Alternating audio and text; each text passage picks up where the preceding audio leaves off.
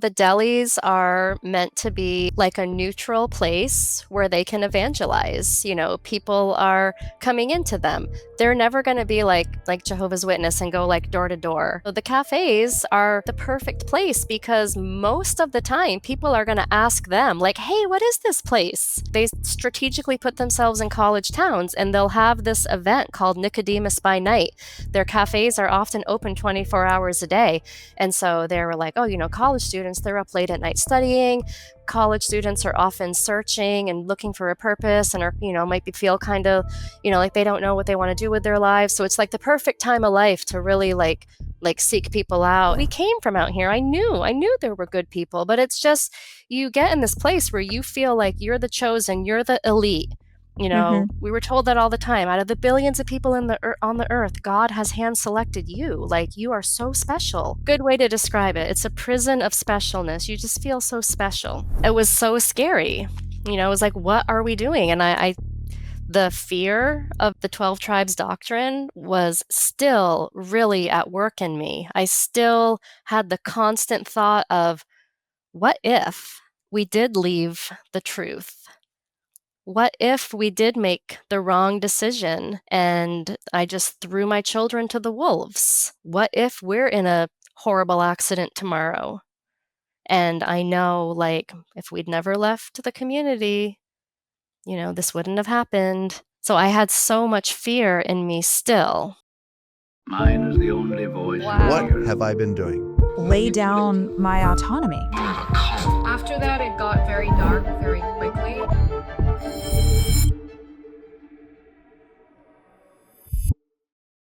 Hey guys, my name is Shalise Ansola, and this is Cults to Consciousness, where we discuss leaving high-demand religions or organizations and finding healing and independence through awareness and true individual sovereignty. If you're only listening on those podcast platforms and you want to see our faces, go to YouTube at Cults to Consciousness. Join in on the conversation. We have such an amazing community over here, guys. I feel so grateful to all of you who leave those words of encouragement for our guests. It means so much to us. We love seeing how you can relate to their stories in any way, shape, or form. And of course, it boosts the algorithm so more people can see these. So today's guest, we just finished recording part 1 episode, which was incredible. We talked about her life joining the 12 tribes as a new mom and going on to have 4 children, staying in for 14 years, and the absolute insane methods of control that they imparted on her children, her parenting methods, all the ways in which she was basically suffocating there. And now we're going to talk about how she was able to get out of that, start a new life with all of these children, the oldest being 15, and acclimate into the quote world. So thank you so much for joining us again, Tamara Mathieu. Thank you for having me back. Yes.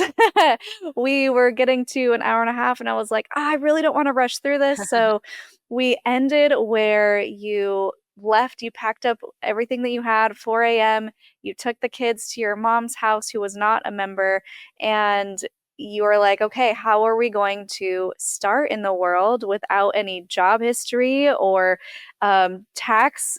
What would you say? Tax history? Or We hadn't earned our own incomes for all those years. So yeah. there was like no record of our existence for all those years. I mean, except for the fact that we'd had 3 more children and we did get our children like birth certificates and social security cards. But other than that, it was like we just stepped out of a black hole. Yeah, you were living off the grid. So for those who aren't familiar with 12 tribes, it's basically this communal living situation. They have communities all over the world. They're self-sufficient. They have their own businesses, and everyone is assigned a job. And it sounds awesome on paper, but go listen to the first episode and you'll see why it wasn't.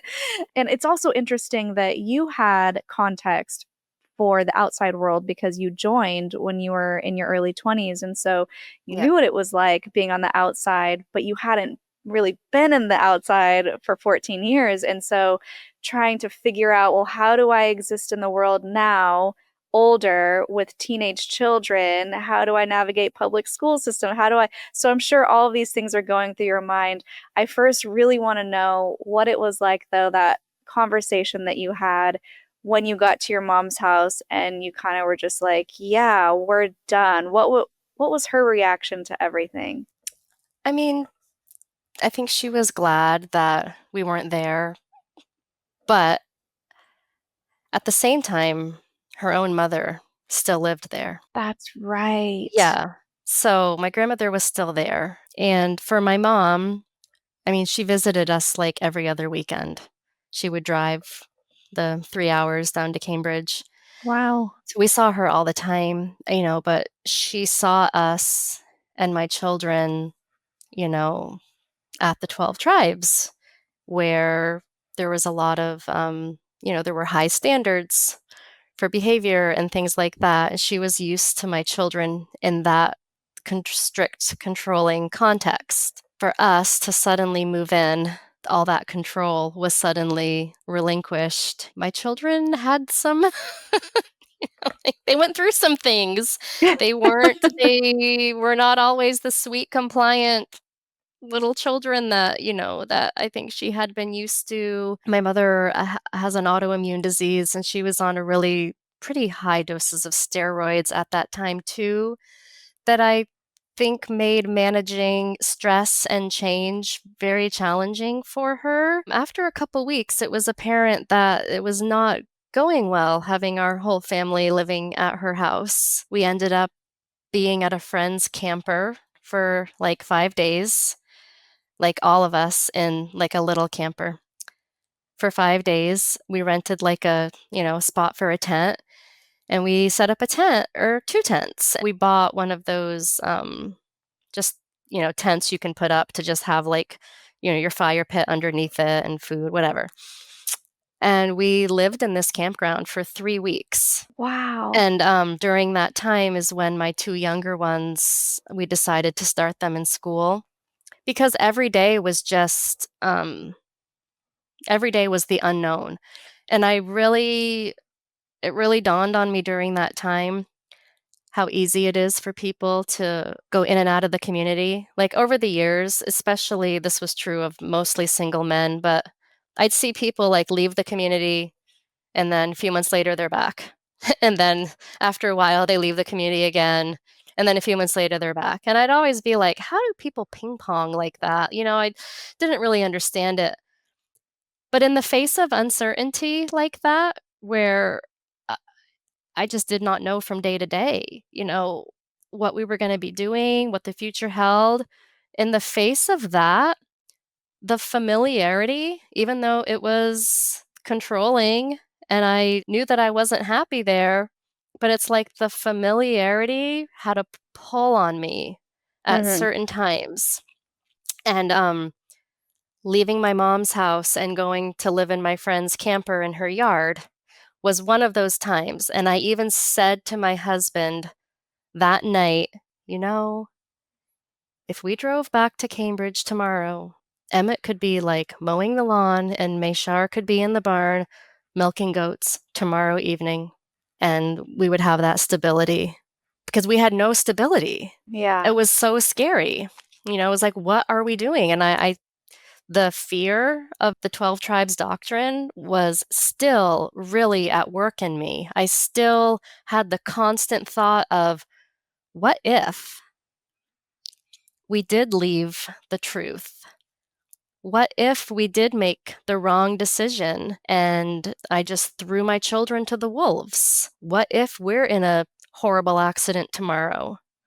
And I know, like, if we'd never left the community, this wouldn't have happened. So I had so much fear in me still. Mhm. So we were in the campground, like I said, for 3 weeks. And then there was a huge storm one night that completely like leveled our tents. We had gone down to the clubhouse at the campground where there was like tables, and I had just bought like cans of Denny Moore beef stew because there had like a little hot plate in there and I could like heat that up for my children for dinner. Like, we were having to do breakfast, lunch, and dinner for 3 weeks at a campsite. And at that time, thankfully, we went and applied for benefits right away. So I was able to get like food stamps. And that was very humbling to go in there and like apply.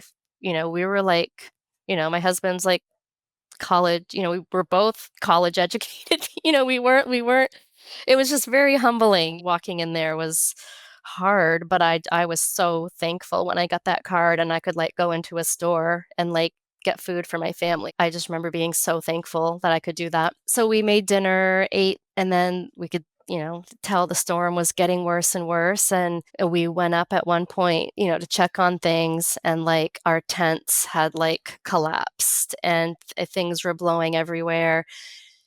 And my husband and my Emmett, who was 15 at the time, they literally like ran out and just started like throwing stuff in the van, then we were all helping, just trying to get whatever we could, and then it's like, okay, where do we go?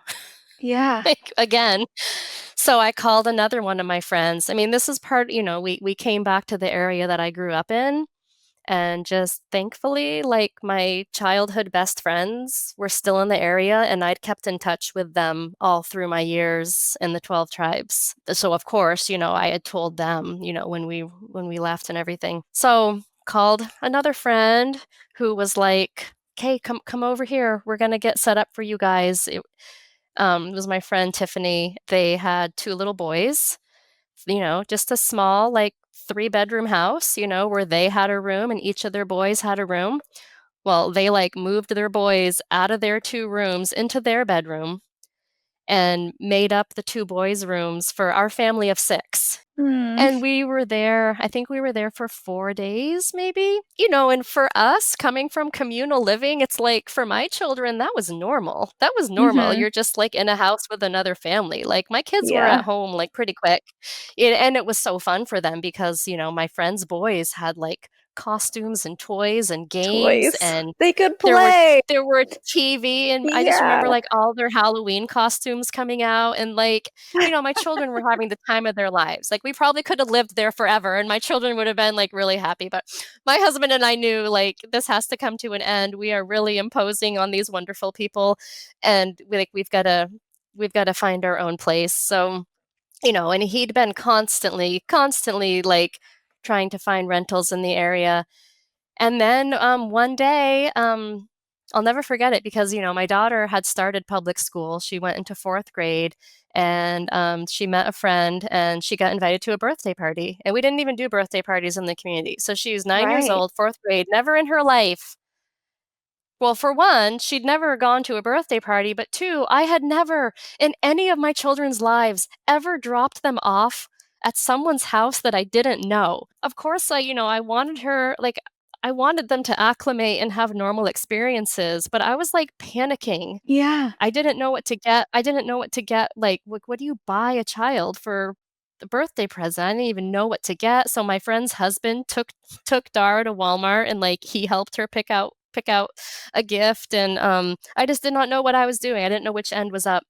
Anyway, so we went, and I met the mom, just tried to, like, act like we were normal people, and, like, this is what we do, and I dropped her off at these people's house that I'd never met in my life, and that was, like, so terrifying for me. Anyway, while she was there, my husband had come across a listing for a house that was for rent, right in the village of Swanton. He called the person's like, "Hey, I can meet you over there, right now." And so we're like, "Oh, good, we're out anyways." So we met this guy at this little house. He gave us a walkthrough, and we just told him everything. We told him why, You did. yeah, we No told way. him everything, like, that we had just left this group, that we'd been living in a campground, that we just the whole thing. The guy just seemed like a good guy. And so after he heard our story, he was like, "You guys wanna move in here today?" And he That's literally, awesome. like, gave us the keys. We went back to my friend's house, and we, like, loaded up our van, and, at one point, we had to go pick up Dara from the birthday party and let her know, like, "Hey, we have a we have a place to move into now." Yeah. And so we moved into this house, and, like, all we had was my, brother-in-law had given us, like, a couple of camping chairs. So we had, like, 2 fold-out camping chairs, and then we just had, like I said, we had, the kids' sleeping bags, we had some yoga mats, I think we'd acquired an air mattress or 2, living in our little tent place there. We'd gotten, like, some plastic drawers, those cheap plastic drawer things from Walmart, like, to put so my girls could put their clothes away in the tent. I think that's all we had, and so we just, like, got everything in this house, and I went to the store and I bought like a frozen lasagna and like some paper plates and some plastic forks. And it was just like the greatest feeling. Like we're in Oh this my like stark gosh. empty house with nothing in it. But like I was making, I was like making dinner, for my family, like in our own place. And we didn't have to walk down to a campground shower anymore. Like it was like everything just felt so luxurious, even though we had nothing. It was early mid-September. Yeah. So there were still like a lot of yard sales going on. And, we looked up like every Habitat for Humanity and Goodwill. And we just spent the next couple of weeks just making lists like of everything we needed. And then my mom and my stepfather showed up and they had all kinds of kitchen stuff for us. And my dad drove up from Heartland, Vermont, and different relatives had like given him dressers and end tables and lamps, and he had a truck full of different things, a bunk bed for my children. So it didn't take very long. One of my friends even like gave us like a couple bags of toys because she realized that, my youngest was only 6. We didn't have any toys.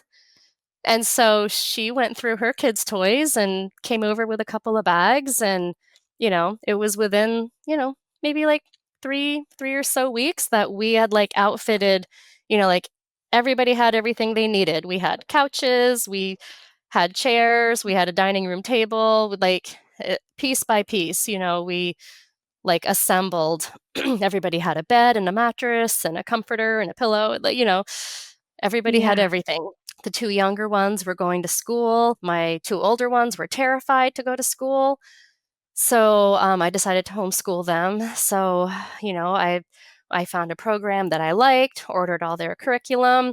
Andre got a job. He literally took the first thing he could get, which was a night shift at a pharmaceutical company, just like putting like, bottles and boxes, like, being on the line, just, it's like the first thing that said yes. And, he had to start making some money. So he was working nights. So he'd be upstairs sleeping and I'd be downstairs, home doing homeschool with Emma and Meshar, the 2 younger ones. The school was just down the road. So at, 2:00, we would head over there and pick them up. And I talked to a woman that I'd been friends with who had left years before us. And I remember her saying to me, "You've just got to get your own place and get in a routine." Yeah. And because I talked to her while we were living in the camper in my friend's yard. And I was just like, "I don't know how to do, this is terrible. This is awful. I don't know how to do this." And she was like, "Just stick, it's going to be okay. Once you guys get a place to live and you have a routine, you just wait and see." And she was totally right. She was totally Yeah. right. I just had to get to that place where I could like breathe and have my Yeah. space. And it's really important when you have all those children to have a day-to-day routine. Like I just taken that for granted all those years. I never had to plan a day ever. I never had to plan what I was doing that day. It was, this was the household schedule. Even the Sabbaths that were our day of rest, they were very structured and regimented. I never had to think of what we were going to do that day. I'm still in shock that this guy just said you can rent this house and you didn't even have a job yet and you were like had nothing and he's like, "You want to move in?" Well, my husband had been hired. Like he Okay. had been, I don't know if he had yet, I don't think he'd yet started the night shift at this place, but he at least, was able to say to the guy, like, "I have a job and I'm starting, this is my start Mhm. date and this is how much money I'm going to be making." Yeah. And this was in 2014. Rents were not as high as they are today. Yeah. So, we knew that it would, once he had that income coming in, we knew that we could swing it. So he was just a Mhm. really good guy that he really wanted to help us out. And that's one of the things in the 12 tribes. You're always told how out in the world everybody is so selfish and just thinks about themselves. And, it's like the evil people of society. It's really put into you. And I can't, we came from out here. I knew there were good people, but it's just, you get in this place where you feel like you're the chosen, you're the elite. Mhm. We were told that all the time. Out of the billions of people on the earth, God has hand selected you. Like you are so special. How can you ever have anything but gratefulness in your heart? Like think about that. Think Yeah. how many people are in the world and God specifically saw you.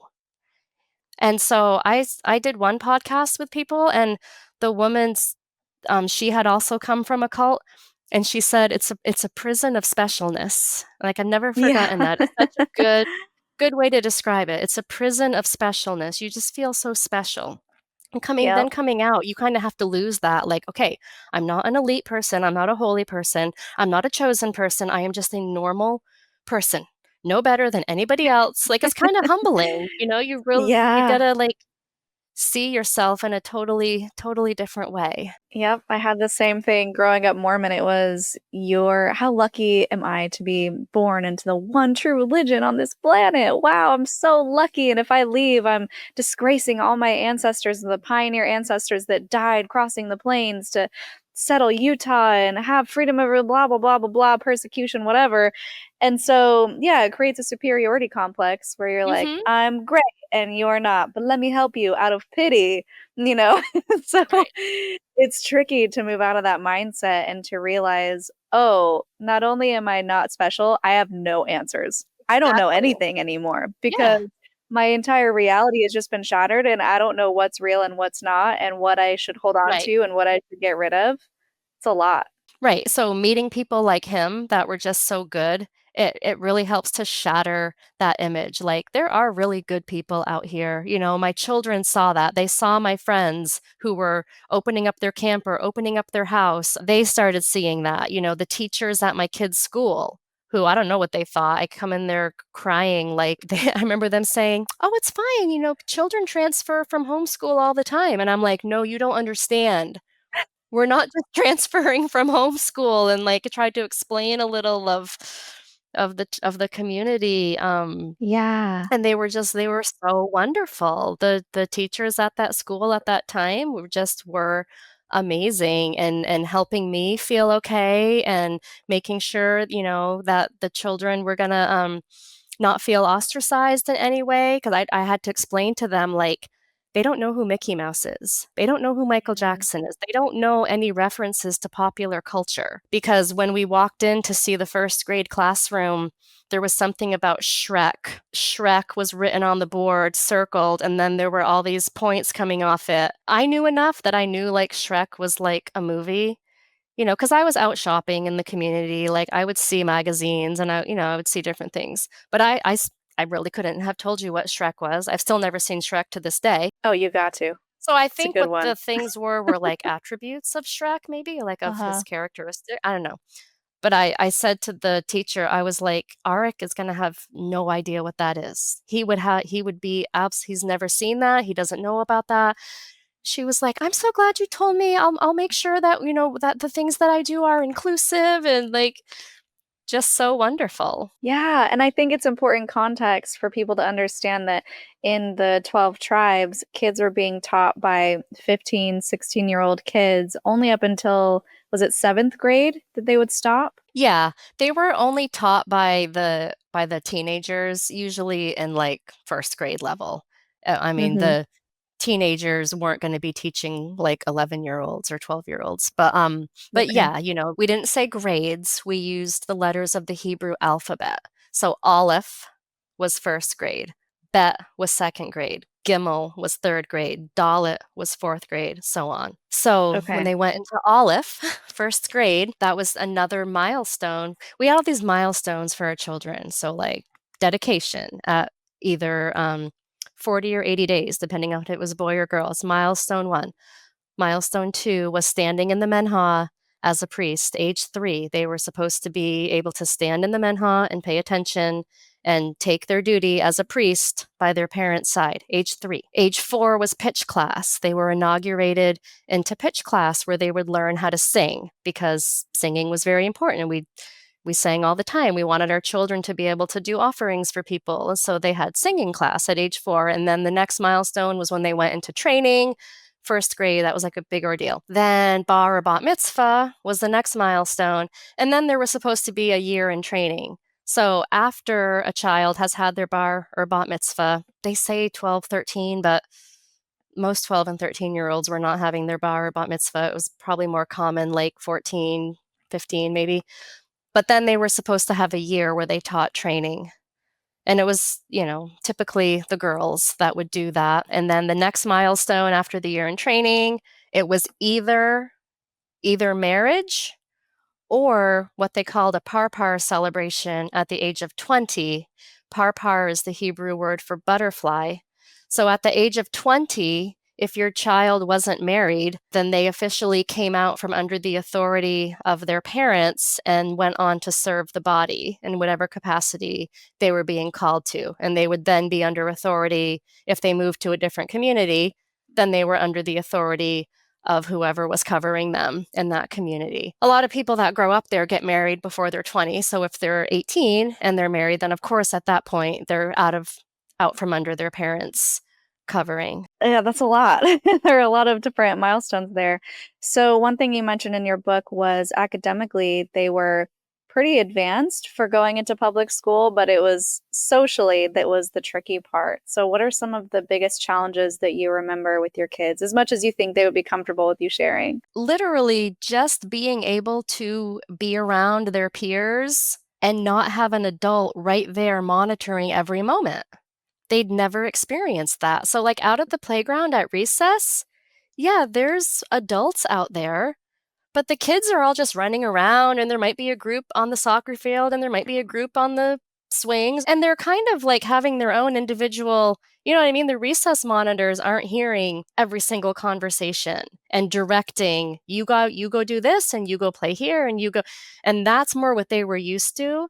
So I Mm-hmm. think for my younger son, especially, he was only 6, and it's like he just came from such tight control. He didn't really know how to control himself. He did not have like a lot of internal controls built into him because he'd always had such tight external controls. He was a little over the top, for a while. Right. Wasn't it the case that kids weren't even allowed to speak to each other or play with each other? You had to keep them separated? Unless you were right there with them. Yeah.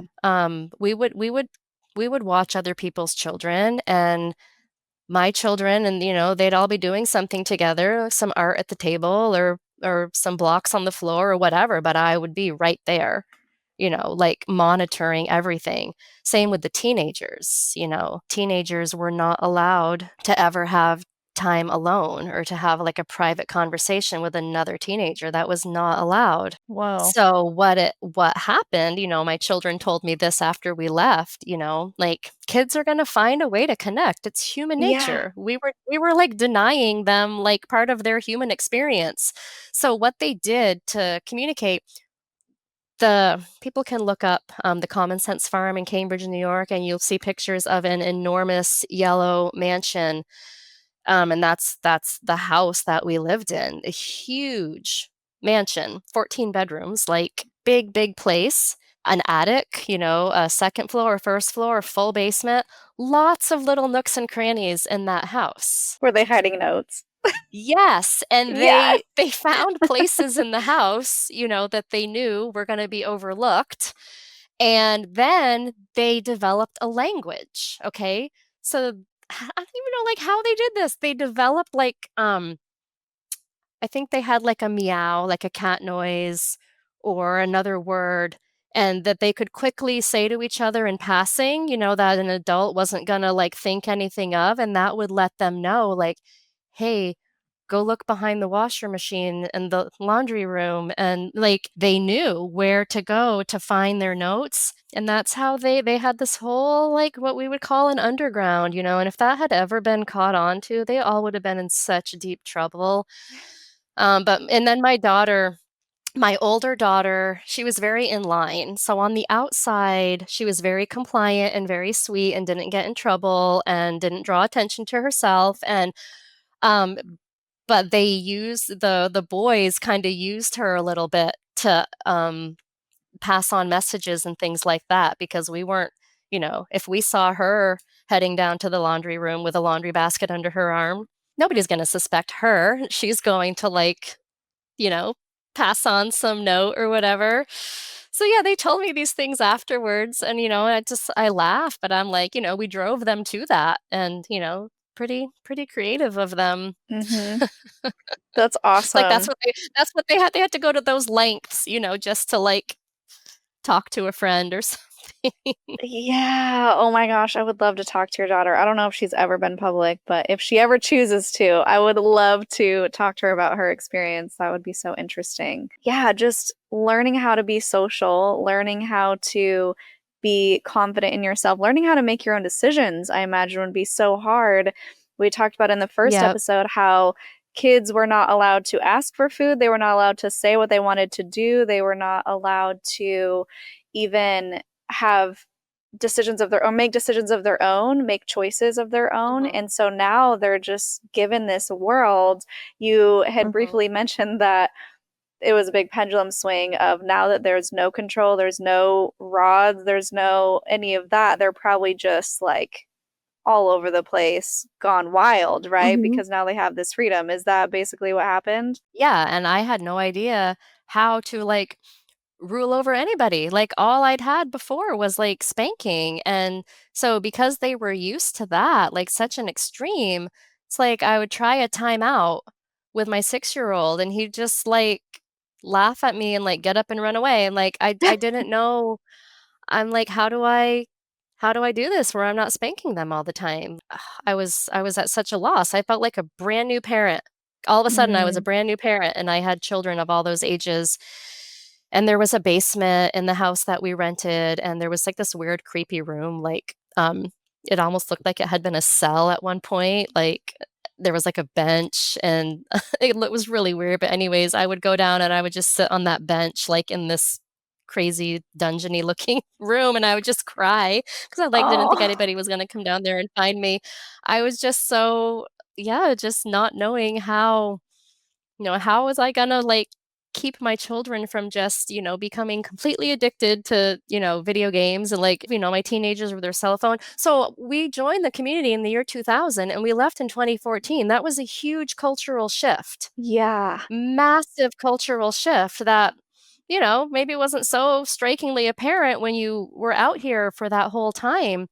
But when we joined the community, I'd never even had my own cell phone at that point. My husband had, like, a flip phone. We were still, like, in the pager era when I was gonna go into labor with Emmett in 1999. Like, I was, like, gonna be calling my husband's pager. We ran cafes. We were in society enough. Like, I had relatives come and visit. Like, my husband did have, we had cell phones in the community, but it was not to the extent of out here, where, like, 10-year-olds have their iPads, and all that was just so foreign to me, so absolutely foreign. Mhm. Like, it was, like, flabbergasting to me, when my daughter is 10 and, like, she's wanting a cell phone. Like, we pushed it off as much as we could.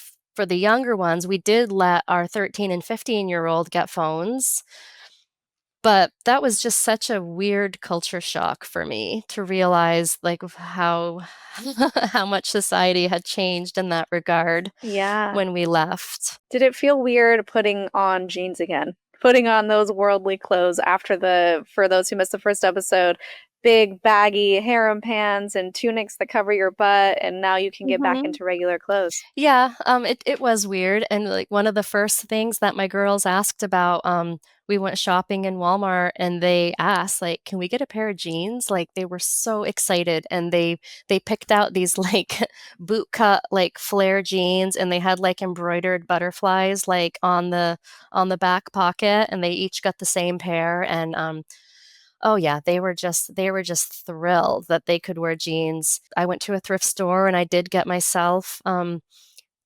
jeans and regular pants, and my friends both gave me some things. I still wore, like, longest shirts. As far as bathing suits went, that was a really hard thing. Like, I'm just to the point now, like, 10 years later, my husband and I went to Florida in February, and, like, I'd gotten a bikini, and, it's still hard for me. It's hard for me to do that. Like, so I still got, like, like the tankini top and, like, a swim skirt, pretty modest for a long time, just because I just felt so awkward and uncomfortable. What did you have to wear before swimming? We made our own swimsuits, and they were basically like our clothes, except, we would try to find, like, a nylonish kind of material that would dry really quick and that wouldn't get super heavy when it was wet. Yeah. Because some of the material that we made swimsuits out of, because they did have to be like a, full-on shirt, and we used to be able to make them just below the knee, the bottoms, but I've heard now the standard has gone, like, they have to be ankle length for women. But it used to be that the swim bottoms could come to just below your knee, and we used to be able to make little capped sleeves, but now they have to come down to the elbow. I mean, you're fully covered in this huge outfit. Yeah. So, That would be really hard to swim in. yeah, and that's what my girls like, that's what they learned to swim in.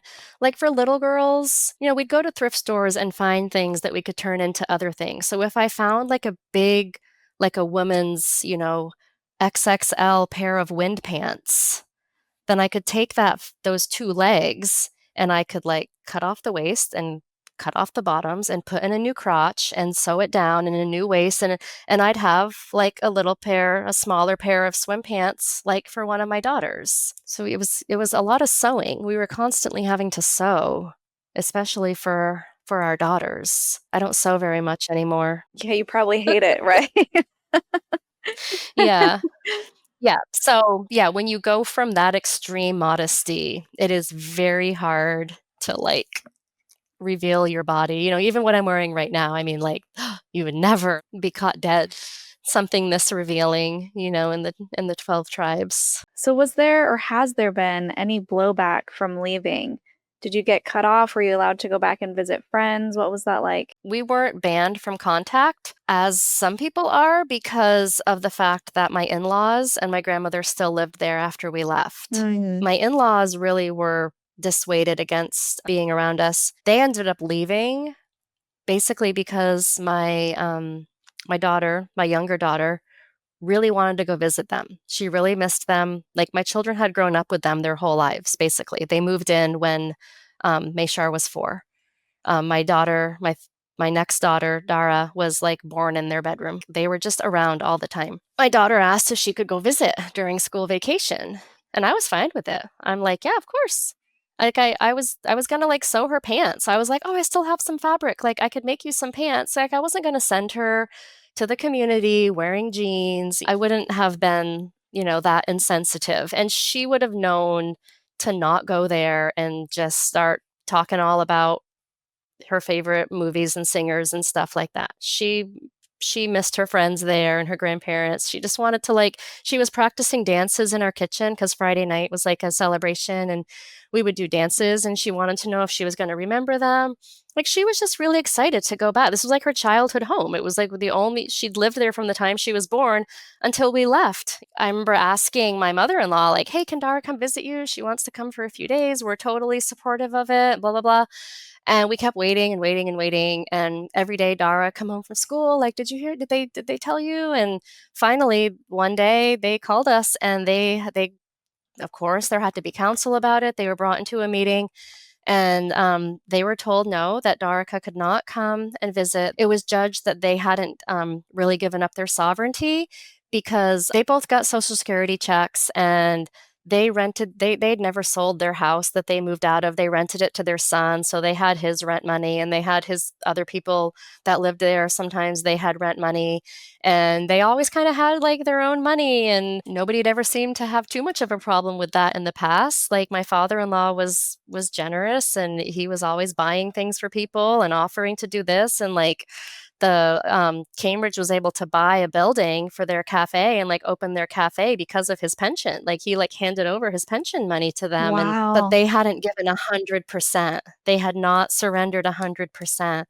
So they said that it would not be good for their granddaughter, their worldly granddaughter now. It would give her a bad conscience if she came and spent time with them, and they were not surrendered. They would not be like I don't know what What? I have no idea. Like, That nobody could doesn't even make explain, like, it was sense. terrible. It doesn't make sense. They're punishing the grandparents, they're punishing the child for leaving, and that's wrong. That's when my father-in-law was like, "That's it. That's it. We're leaving." It was, like, literally, like, the next day. They packed up and left. Well, that backfired. Yeah. And they came to our house, and they lived with us for 8 months Oh, until they were wow. able to get a place, and now they live 2 miles down the road from us. And so they've been gone for 8.5 years now. They left a year and a half after we did. Mhm. So going on 9 years for them. Yep. But still, even after they left, my grandmother still stayed. She stayed. Why do you think that is? Well, for her, for one, they never told her she couldn't have contact with us. I think that if they had done that to her, I don't think she would have stayed.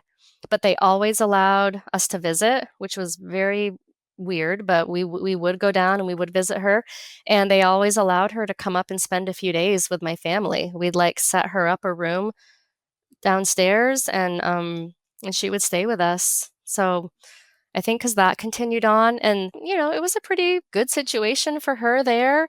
They allowed her a measure of independence. She had a bank account. She gave them a certain amount, like out of her Social Security or retirement or whatever, but she always had her little stash, of food in her room, and somebody would take her to Dollar General and she'd get what she wanted, and Mm-hmm. she just had like a little level of independence that they let her keep.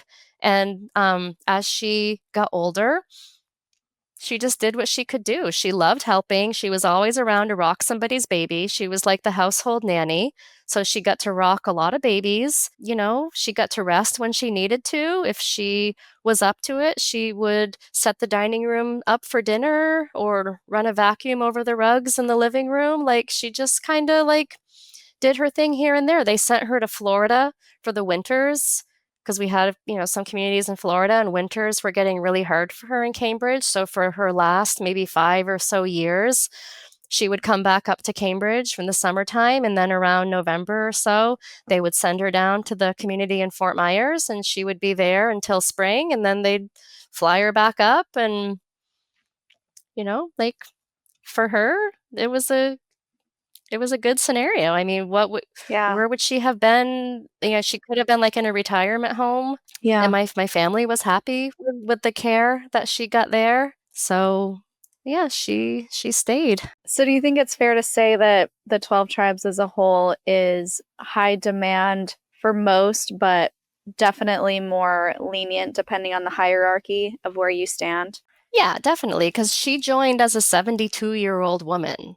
You know what I mean? They're not going to treat a brand new 72-year-old person the same way they treat a 22-year-old that comes in. And like I said, I think they knew my grandmother was not a Yeah.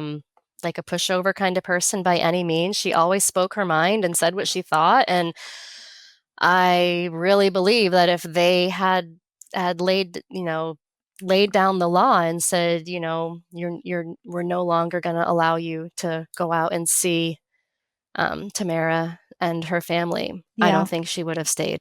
But because they never drew that line for us, she had the best of both worlds. We were still able to see her pretty regularly. She kept a cell phone. Oh, She wow. always had her own phone. How did they view you and your husband now, especially because he was part of leadership when you left? Do you get treated well by them when you would go back to visit, or was it kind of the side eye situation? Yeah, it just depended on who it was. Like everybody is different there, even though they all conform in certain ways, like everybody is different. And so there were some people that were just so warm and so welcoming, and we miss you guys, and the hugs and all that.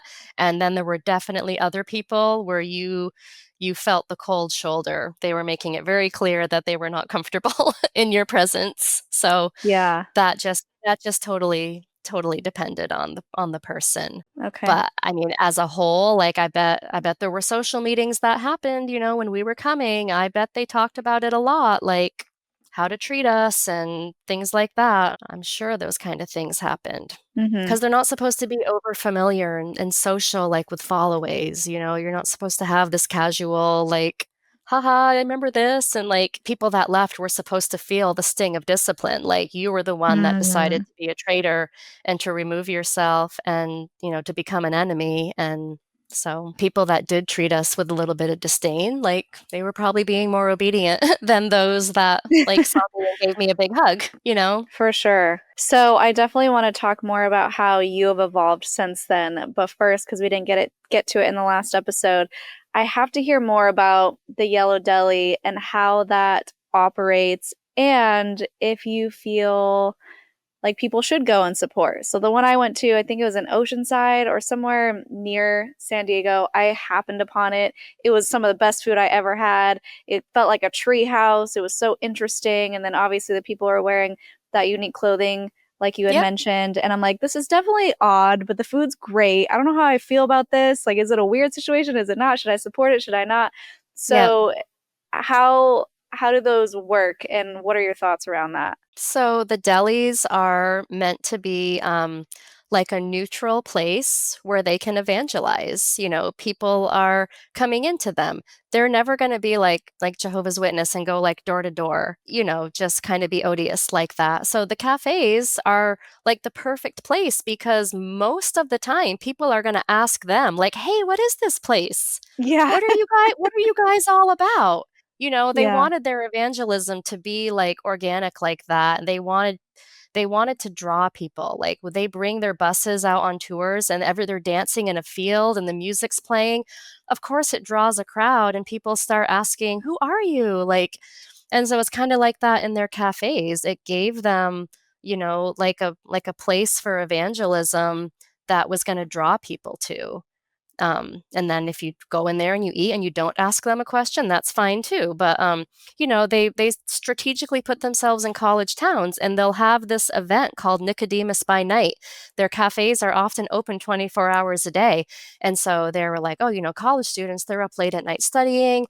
College students are often searching and looking for a purpose, and are might be feel kind of like they don't know what they want to do with their lives. So it's like the perfect time of life to really like seek people out. And so they have these Nicodemus by Night events that's like start at like 1 or 2 in the morning, just to be like, hey, this is an open forum. You want to know more about us? You're coming home from a party, you're out late studying, like come here in the middle of the night and we'll have tea and we'll socialize and you can ask us questions. And so they try to just make it, like appealing to people to want to come in and want to know more. And it's And then, either they were always super easy to talk to. It was easy to get into like an in-depth conversation. And yeah. I'm having these memories come back to me now. Like the waiters talking to us at the table. I'm like, oh yeah, this is all kind of making sense. mhm. Yeah, they'll say something like if you ordered the fish sandwich, like, "Oh, this is salmon that was caught at our community in Alaska." And then of course you're going to be like, "Community in Alaska?" You open up that door where they can then start telling more about the life in the 12 tribes and who they are. And then that opens the door like, "Hey, on your way out here, why don't you have this free paper? Why don't you take this along? Some great articles in it, shows you if you're traveling around, look at the back. There's a map there. We have delis all over the world." Yep. There's just so many opportunities within that setting to strike up a conversation and pique somebody's interest to get to know the group more. I remember the map. I remember the map. So Yeah. should people be supporting these yellow delis? Because obviously it's the systems that create the harmful environments and then the people end up perpetuating those systems. But Yep. generally speaking, they're all great people just doing their best. And I don't want to take support away from people who truly need it and need the money. Yes. And I don't want to support an abusive environment. So it's a really tricky place. I know, it is a really tricky place. I had somebody ask this at one of my book signings because I had talked about how in Rutland, when we were super poor, the only money that we got, like to meet our needs, like to buy our children underwear, whatever, was the change from the tip jars at the cafes. The women would get the change, and then we would roll it all up into the penny nickel and then go to the bank and get cash. And then we'd have like some money, like to go to a thrift store or go to Walmart and like meet some needs. Or the women would crochet hats or sell little gift baskets in the cafes. And so all that money would go towards needs. So it's like it's hard. It's like, yeah, there's like innocent children that need food, clothing, and shelter.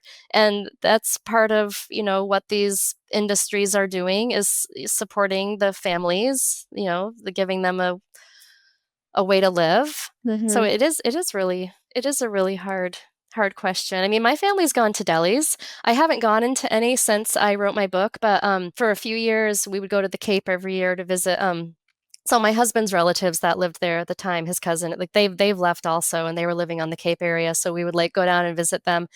And my children would often bring friends, and it was almost like a flex for them now. Like, can we go to the community cafe?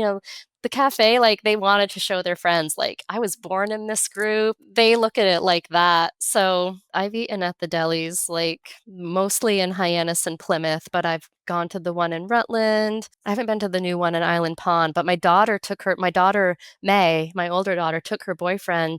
They just opened one in Island Pond, Vermont, last summer.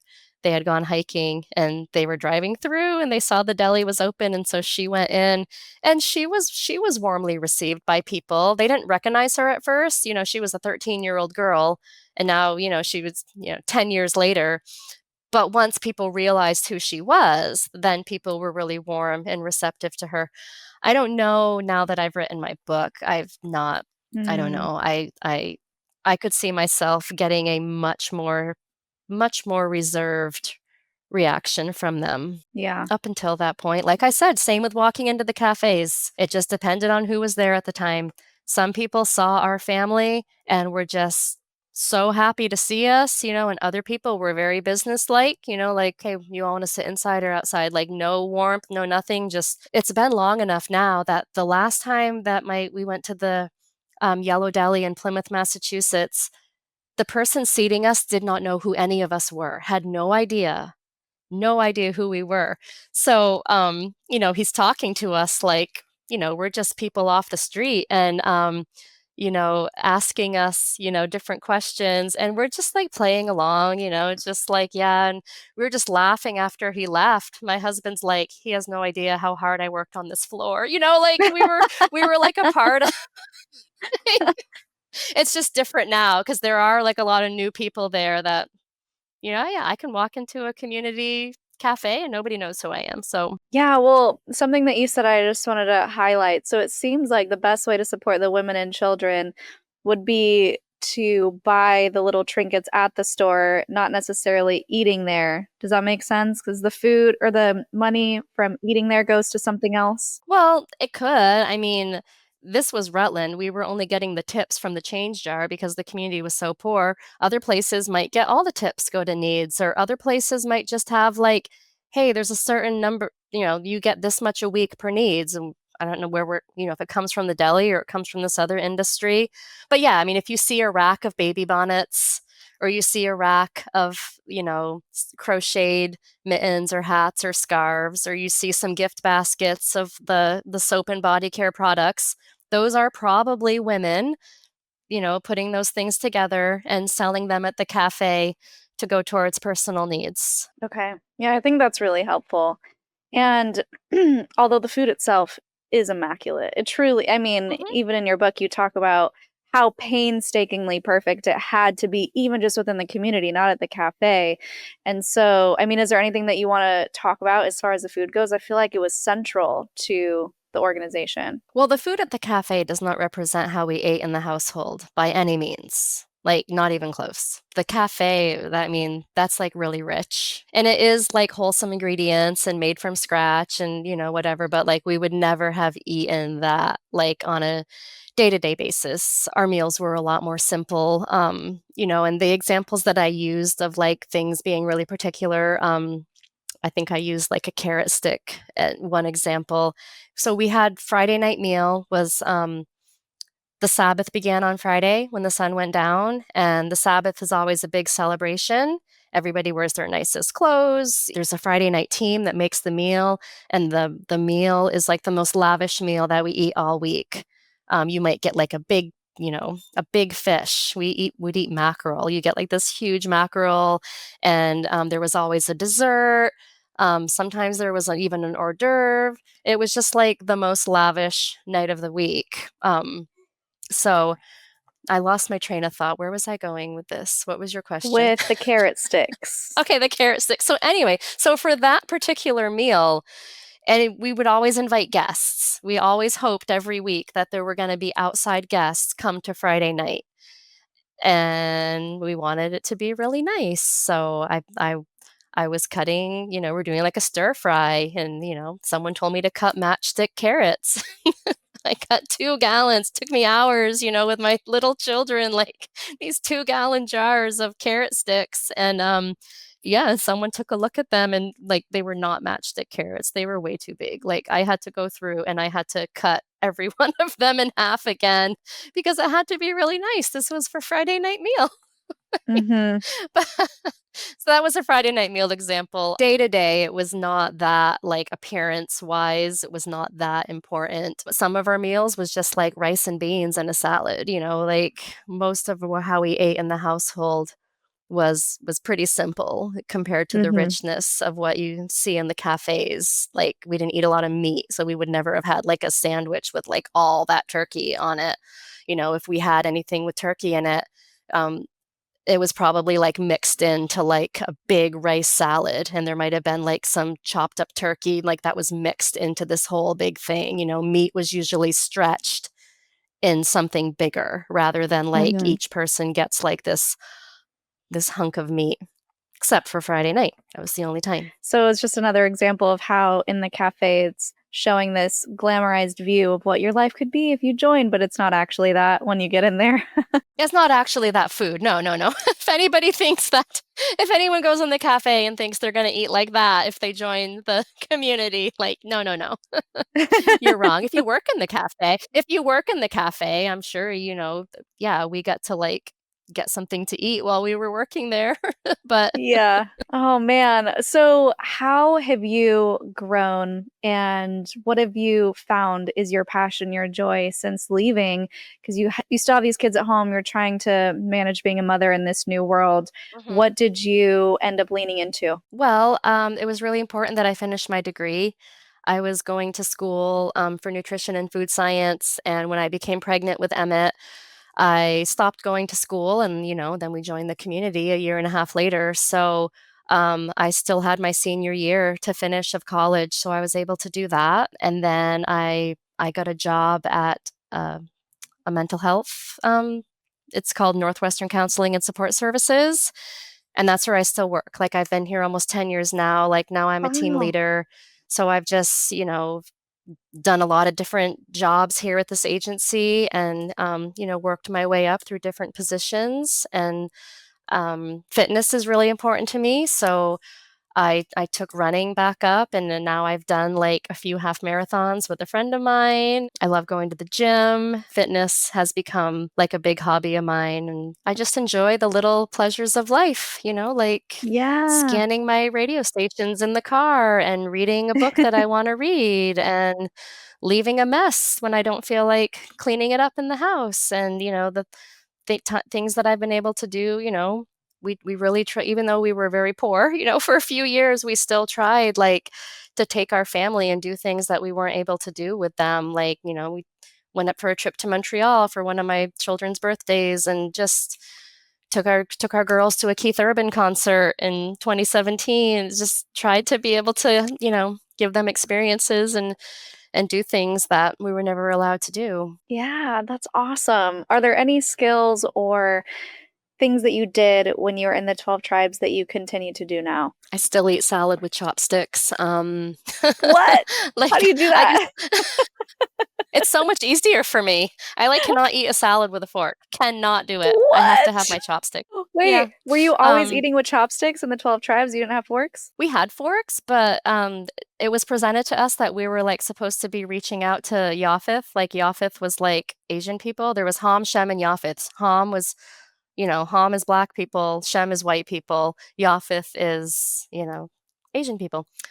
That's how they like distinguished the three races of the world. Oh, So we were okay. supposed to be like really hospitable like to Yafith people, and part of that was always having chopsticks available. And we were encouraged to eat with chopsticks. I mean, my children could eat with chopsticks from the time they were 2. I mean, they were just always on the table. We were always encouraged to choose chopsticks over a fork, whenever possible. Or, I mean, if you were eating something like soup, of course, we'd use a spoon or, what made sense. But yeah, so there's a whole chopsticks culture. What an interesting random detail. I know, yeah. And when people were getting to know each other, like on a waiting period, like before somebody got married, they were supposed to remain a chopsticks length apart. from their person, like Are not you get too serious? close. That was like our standard. That was our standard, was the chopstick length. That is so funny. Yeah. So chopsticks were very important. Also, how did they classify Hispanic people or Latin descent? They didn't get a category? I think that would have been included in Yafith. Not 100% sure on that. I don't know if that ever came up. Okay. That's But never a I thought. think that Well, makes you have people sense. in Brazil, right? Yeah, yeah. It's like the three sons of Noah, Ham, Shem, and Japheth were his sons. And it says in the Bible that from those three people came the three main races of mankind. And Oh, so right. that's, I don't know my yeah. Bible Yep. very So, well. we called black people were Hamites. Hamites. We never said anything but that. We never said anything except Japheth, like to talk about people from China, Japan, Thailand, Philippines, like any of that area, like that's all Japheth. So yeah, you had to completely shift your language too when you left. Yeah, and then it's hard to shift it back. Yeah. Like sometimes some of those things will still slip off of my tongue, and my kids are like, "Why do you say that?" Like, I don't know, it Mom. just came out of me. I'm sorry. Like, even mom and dad, they called us Abba and Ima their whole lives, and Oh, then right. they switched over to mom and dad. Yeah, a couple of my kids switched over like that. Boom. And but I think my older ones, it took a little bit longer. I think they were still saying Ima and Abba for probably like 3 or 4 years. Oh my Took a long gosh. time. They still call their grandparents Saba and Safta. Okay. And these are all Hebrew words? Mhm. Okay. Yeah, it's such an interesting blend of so many different things. And Mhm.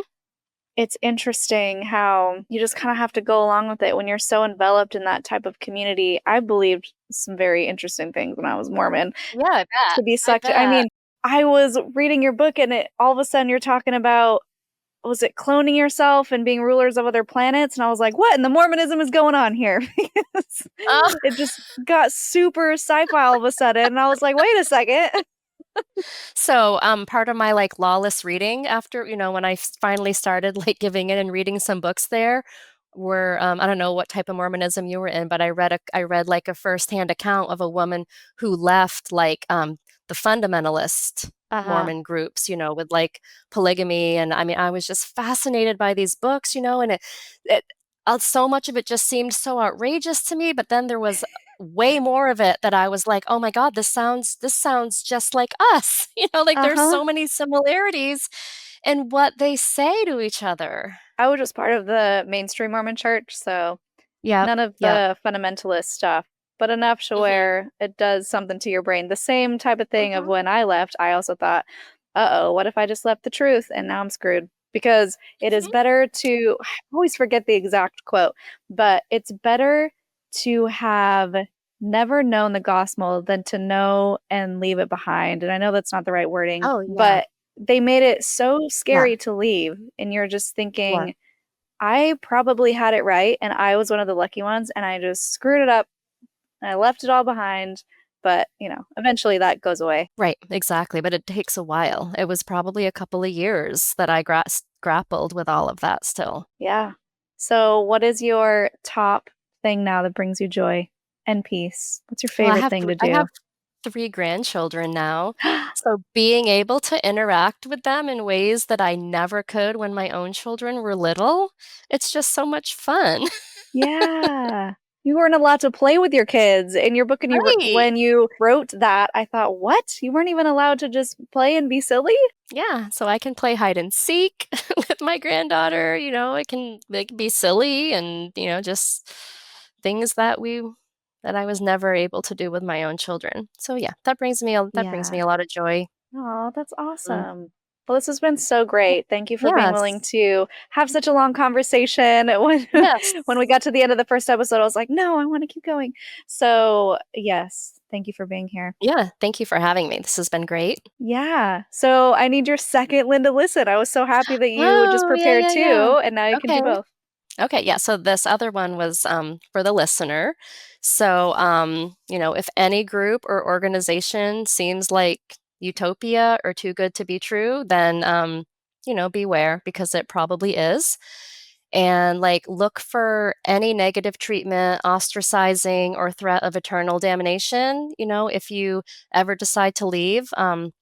I feel now like we should always be free to be the manager of our own lives, and if every decision that you make, from what you can wear to what you can talk about, to if you can even take your kids on a walk at that moment, has to be approved by someone else and you have to accept that as God's will, then get out. Yep. If they tell you what Basically. underwear you can wear. Right. Mormons, I'm Right. talking to you. I'm just kidding. Love everybody. You guys are great. But yeah, I found it interesting when I read about even your underwear was controlled, because from just like a regular perspective, you're like, what? That's crazy. They controlled your underwear. And then I was like, oh, wait, I was in Mormonism and they control your underwear. So I guess, like some things are just normal when you're in it. Yeah. Right. Until you Exactly. leave and you're like, wait a second. That's kind of weird. Right. Yeah.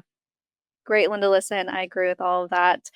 Tell everybody, if they haven't seen the first episode, where they can find you and support you. So I'm on Facebook as Tamara Mathieu, author. And then this is my book, All Who Believed. So this is available on Amazon, barnesandnoble.com, a lot of different places online. And that's pretty much where I'm at right now. Did you say Instagram? Do you know your handle by chance? It's Tamara Mathieu 4. Perfect. We'll put all those links in the description. Any other final thoughts before we go? Nope. This has been a lot of fun, and I really appreciate you having me on the show. Yes, absolutely. It's been such a great conversation. Guys, thank you so much for watching. Leave those words of encouragement down below for Tamara. It means so much to them. Boost the algorithm, even if it is an emoji. We appreciate you interacting with the post in any way. It's the best way to support us. So if you want to support further, we have a Patreon at patreon.com/cults2consciousness. We have some merch at cults2consciousness.com. If you have not yet already seen this first episode with Tamara, we'll link that in the description so you can go check it out, and make sure to hit that bell so you don't miss any other episodes. We'll link 2 more down here that you can check out. And until next time, follow your highest excitement, be conscious, and be well.